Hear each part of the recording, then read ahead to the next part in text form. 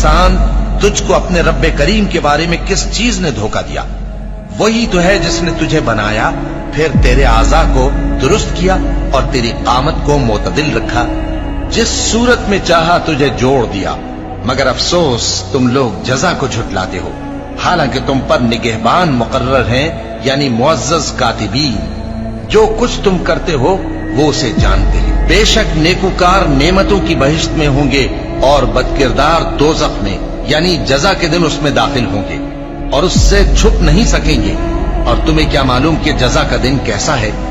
फिर तुम्हें क्या मालूम कि जजा का दिन कैसा है, जिस रोज कोई किसी के कुछ काम ना आ सकेगा और हुक्म उस रोज अल्लाह ही का होगा। मोमिनो, इस्लाम में पूरे पूरे दाखिल हो जाओ और शैतान के पीछे न चलो, वो तो तुम्हारा खुला दुश्मन है। फिर अगर तुम अहकाम रोशन पहुंच जाने के बाद लड़खड़ा जाओ तो जान रखो कि अल्लाह गालिब है, हिकमत वाला है। क्या ये लोग इसी बात के मुंतजिर हैं कि इन पर अल्लाह का अजाब बादल के साइबानों में आ नाजिल हो और फरिश्ते भी उतर आए और काम तमाम कर दिया जाए? और सब कामों का रुजू अल्लाह ही की तरफ है। ए पैगंबर, बनी इसराइल से पूछो कि हमने उनको कितनी खुली निशानियां दी। और जो शख्स अल्लाह की नेमत को अपने पास आने के बाद बदल दे तो अल्लाह सख्त अजाब करने वाला है। और जो काफिर हैं उनके लिए दुनिया की जिंदगी खुशनुमा कर दी गई है और वो मोमिनों से तमस्खुर करती हैं, लेकिन जो परहेजगार हैं वो क़यामत के दिन उनसे ऊपर होंगे।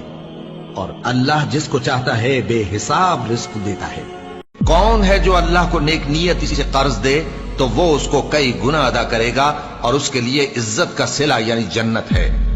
जिस दिन तुम मोमिन मर्दों और मोमिन औरतों को देखोगे कि उनके ईमान का नूर उनके आगे आगे और दाहिनी तरफ चल रहा है, तो उनसे कहा जाएगा कि तुमको बिशारत हो कि आज तुम्हारे लिए बाग हैं जिनके नीचे नहरें बह रही हैं, इनमें तुम हमेशा रहोगे।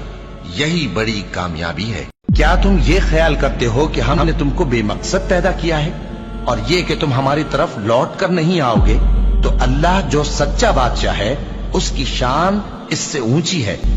उसके सिवा कोई माबूद नहीं, वही अर्श करीम का मालिक है।